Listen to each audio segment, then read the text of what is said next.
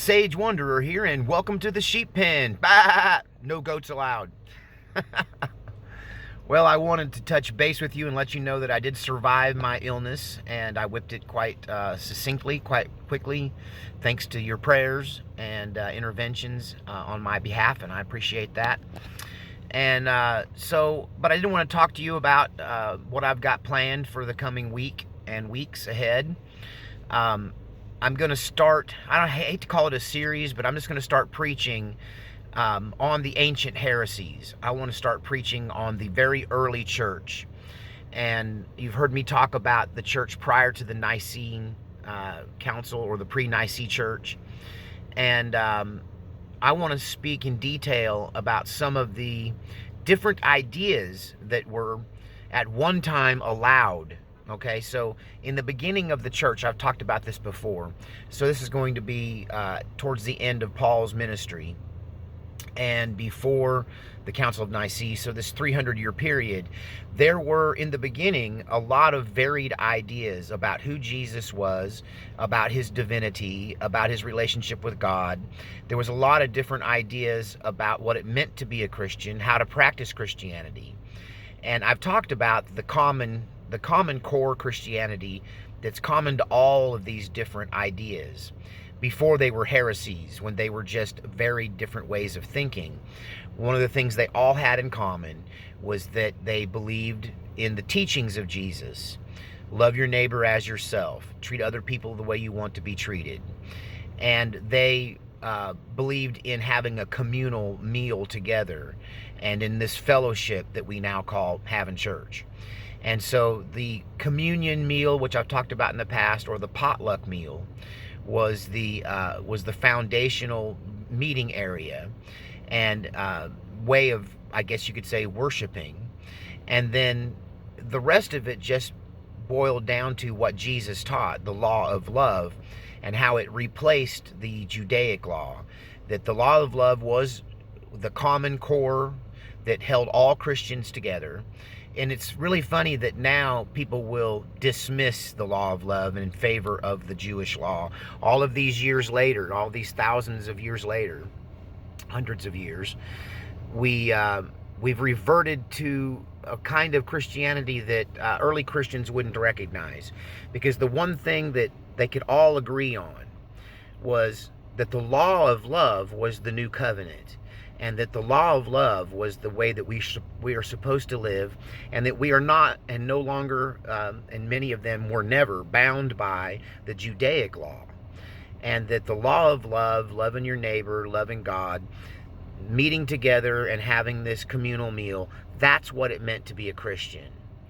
And then, I guess by the time that the apostles, the people that actually knew Jesus, started to pass away, and there weren't any of those anymore. Of course, John being the last one still living. Once John passed away, there was no one to ask, hey, what did Jesus think? There was no one to ask, hey, what was Jesus like? Or how did Jesus look at this? And the scriptures, as we know it, were yet to be really established and written down. And so it was during this period of time that there began to become discord amongst believers in Jesus. And I really just boil this down to people thinking too much. They just got to get in too deep. And they have to argue over stuff that didn't matter to Jesus. To tell you the truth, the stuff that we argue about in churches never mattered to Jesus. That his central message of love one another, love God, forget about the Jewish law, it's been replaced by and fulfilled into this new law of love, which covers that law and a bunch of other stuff you couldn't even put in a law. It's a universal law that allows you to interpret what is right and wrong for every circumstance without the need of a judge. You just weigh it by the law of love. You just judge it against that law of love. And if it don't line up with love, then it's wrong. And if it lines up with love, then it's not wrong. And it's way easier to interpret what is right and what is wrong through the law of love. And now we've reverted back to cherry picking the Jewish law and forgetting about the law of love and poo-pooing it away as no big deal, or, oh, well, that's nice if you can pull it off. And But at any rate, I want to go back to when the law of love was the central focus of Christianity. And then I want to walk you historically through these different characters and their lives and their arguments amongst one another that made some be labeled as, they were labeled as orthodox and correct. Orthodox just means the right teaching. That will show you those who were considered orthodox and those who were labeled as and judged as heretics and excluded from the faith. And we will weigh out those in the coming weeks. We will weigh out those arguments between heretics, those are the ones that lost the argument, and orthodoxy, those are the ones that won the argument. We will look at the political reasoning behind each argument, all of the human elements that can't be measured out doctrinally, that can only be looked at through a historical lens of what was going on in that time and place. So one of the first ones I want to talk about is Marcion. And many of you who are Bible scholars, or historians more likely is a better way to put it, because this stuff isn't in the Bible. That's what makes it so difficult. Most of the stuff you believe isn't in the Bible because it was hashed out in these public arguments over what is orthodoxy and what is heresy. And so the first one that we'll delve into, and I won't get into too much detail other than just lay the groundwork, but coming here in the next few days is a discussion of Marcion versus Polycarp. And so, you know, kind of who everybody was. Polycarp was a disciple of John, the disciple of Jesus, the beloved one of Jesus. I talk about him, the author of both the Gospel of John, and some people think he was the author of the book of Revelations, but I argue that that is not true. That was a different John. The writing doesn't line up. I mean, just as a literary archaeologist, a literary forensic specialist, okay, just looking at it from a writing perspective, the art, the writing doesn't add up, and the timing is all wrong. But at any rate, we do know that Polycarp, the bishop of Smyrna, a Greek city, he was a disciple of John the beloved, John the disciple. And probably he became the preeminent voice in doctrine once John had passed away, because he was the last person. Polycarp was martyred at the age of 86. So for the last portion of his life, he was the last person alive who remembered and knew an actual disciple who knew Jesus.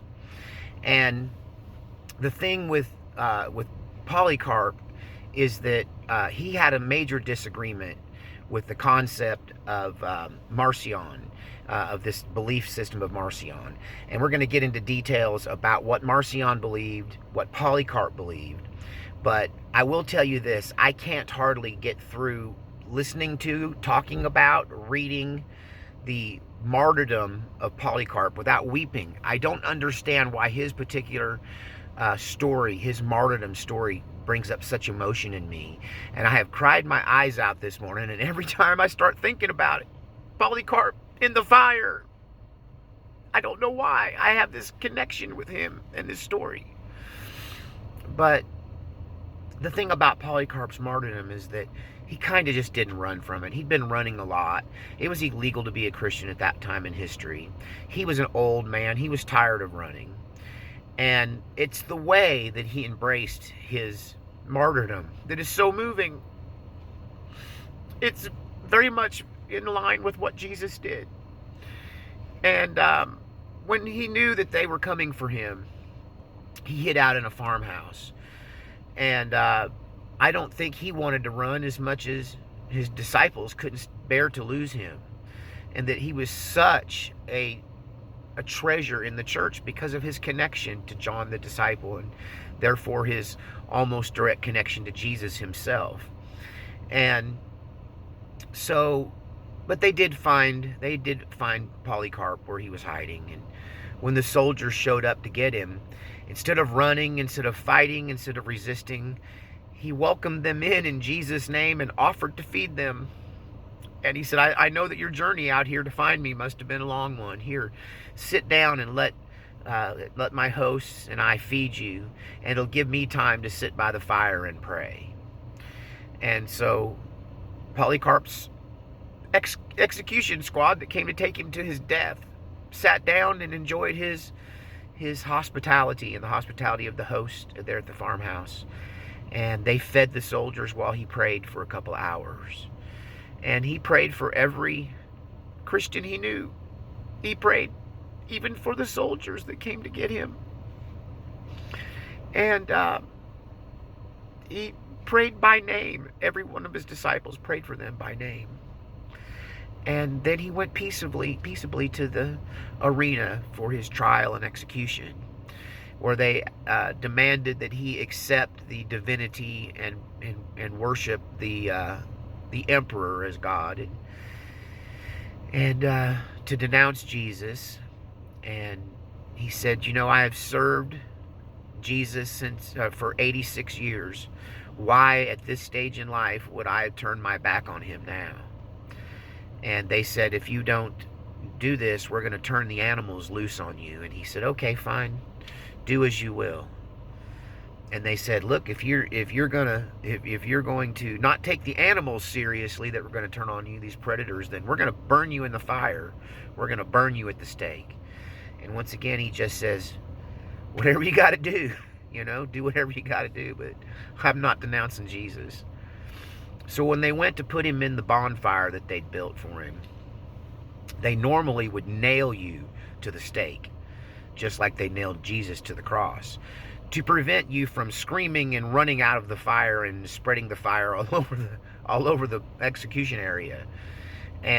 But he told the people there, he said, look, you don't have to worry about me. I have the will to stand in this fire, and you don't have to nail me down. So they just tied his hands.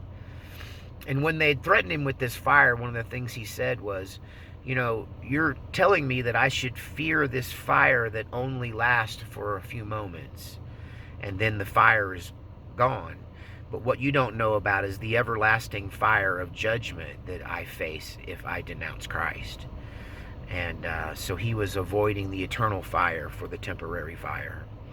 And I'm going to cry again, they bound his hands like a sheep to slaughter.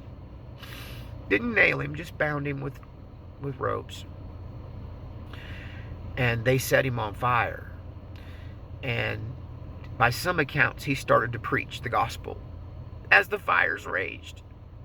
And the fire kind of ringed around him, and it seemed as though he stood in the fire, but not consumed by the fire. Very much like Shadrach, Meshach, and Abednego in the Old Testament story of the captivity in Babylon and the fiery furnace. So this fire, this bonfire, burns around him and doesn't seem to even catch him on fire, and he continues to preach. And that many people were so moved by this that they accepted Christianity. Many of the people that were screaming for his execution accepted the faith.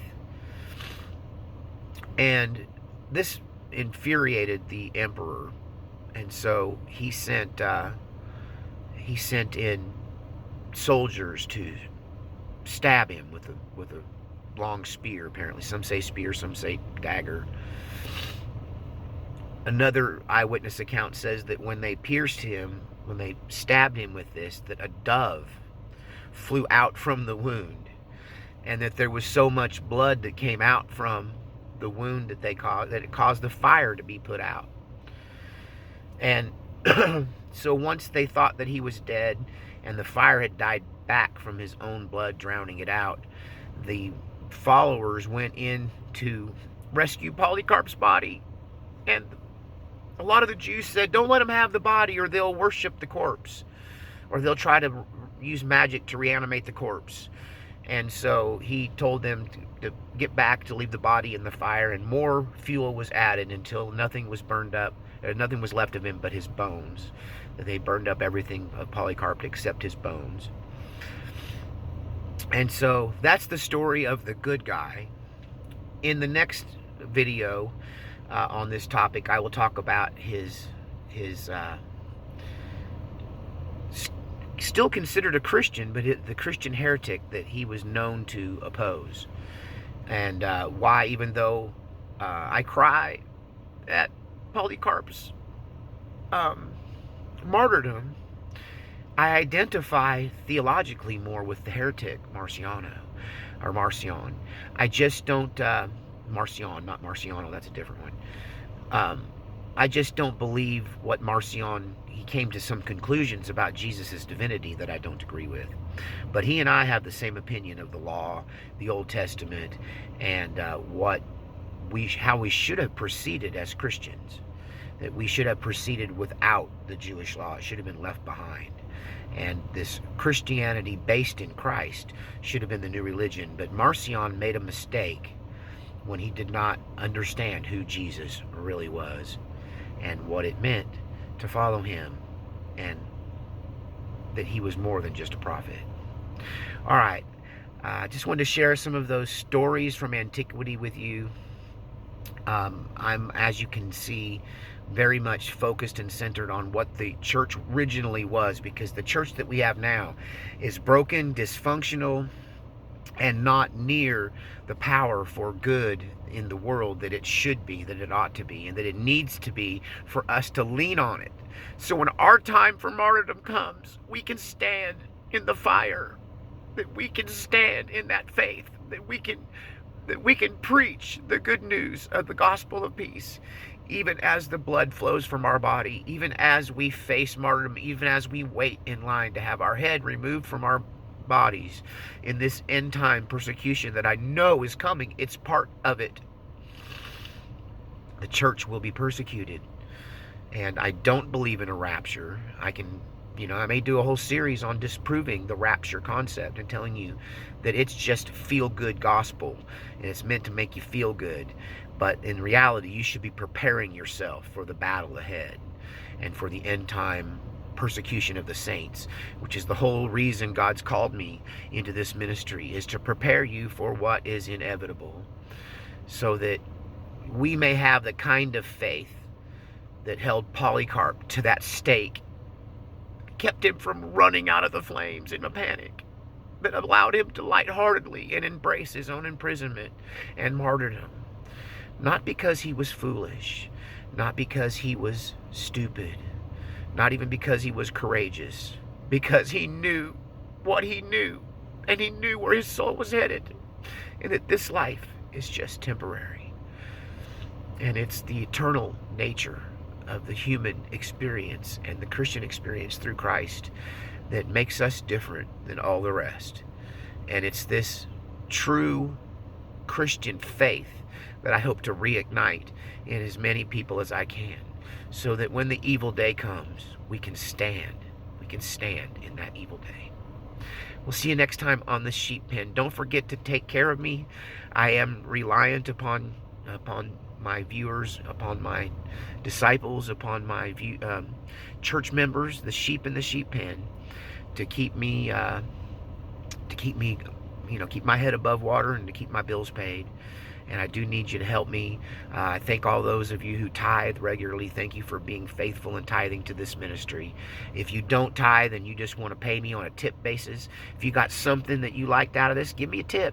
Drop a little money in the plate as it goes around in the form of PayPal down there in the description, or you can send something to my P.O. box, which will also be in the description box here below.